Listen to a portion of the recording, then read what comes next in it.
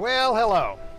First, I'd like to say welcome to all my new subscribers and people that have bought the book recently. You're going to have a lot to read, and I'm sure you have lots of questions. That's okay. That's why I'm here. My name is August.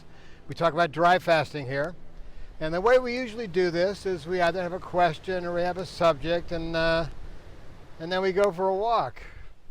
Shall we? So today I'm going to talk about water fasting versus dry fasting. You know, everybody's heard about water fasting, intermittent fasting, all these sorts of 50 shades of fasting. And the thing that differentiates it from dry fasting is, of course, dry fasting drinks no water. You don't want to drink water on a dry fast because of one reason. If you drink water, your blood never gets thick. The blood solids don't build up. And if they don't, your body gets diverted into gluconeogenesis, because as soon as you run out of glucose and fuel and stuff, your body starts tearing apart the muscle tissue to make ketogenic amino acids. It keeps you alive because you have to have plasma glucose for brain and blood. So that being said, you end up putting yourself in a starvation mode where you're actually eating up your muscle tissue, skeletal muscle, heart muscle. I don't think that's a very safe way to do it.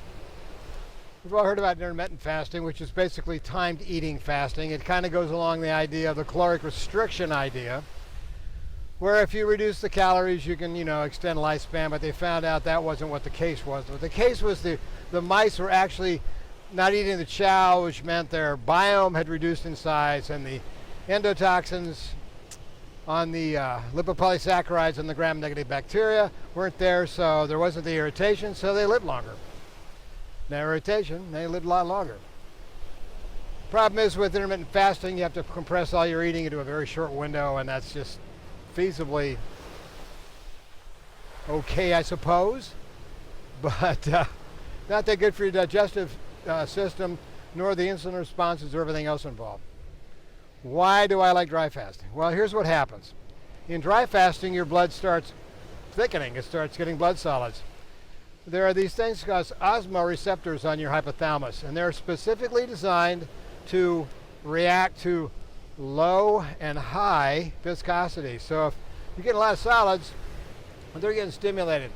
And if you're getting a lot of solids, the body correctly says, well, I must be peeing too much, so let's put out some antidiuretic hormones. So that's what happens. The osmoreceptors stimulate pituitary to put out antidiuretic hormone and growth factors, so you save your muscle tissue, and that goes into the bloodstream, goes to the renal medulla on top of the kidney, and releases epinephrine. What epinephrine does is it actually activates lipase, which cleaves the triglycerides in fat cells back into free fatty acid and glycerol. The glycerol makes the plasma glucose, the free fatty acids operate your mitochondria. Everything is good in the world.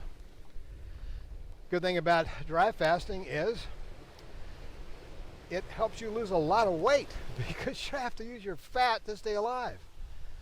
Now, you lose weight on a water fast, but unfortunately it's not fat weight, it's actually muscle weight, like I said before, gluconeogenesis, the creation of new sugars from muscle. So you end up off the fast, you've lost muscle mass, you go back to eating, you just get fatter. That's the difference between wet fasting and dry fasting.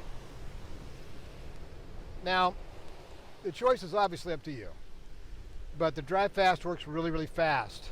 3 times faster than any of the benefits of a water fast, and not near the kind of stress that you have to deal with headaches and all that kind of stuff on a water fast. That's the difference. We promote dry fasting here because dry fasting is safe, easy, and fast. You never even get near gluconeogenesis. You're just living off your fat, you're dumping like 18 pounds in 7 days. Try that, okay, of fat. And it's really amazing the other benefits, which I'll talk about in subsequent videos. But I want to say howdy, and how grateful I am that you've tuned in and you've bought the book. And to all my other subscribers, boy howdy to you guys. You guys are filling me full of great ideas all the time for videos, so keep it coming. So yeah, this is kind of a happy place. It's just dry fasting, that's all I talk about. It's that part of the day where we go for a little beach walk, we have a little Zen moment here and there, and just enjoy a few minutes of ideas that'll help you live longer, healthier. Probably think better too. Anyway, that's it for today. Again, thanks for joining in. Tell your friends, hit the like button, hit subscribe, get this thing around so more people learn how to get themselves healthy without doctors and hospitals. Anyway, that's the message today. Take care. Love you guys.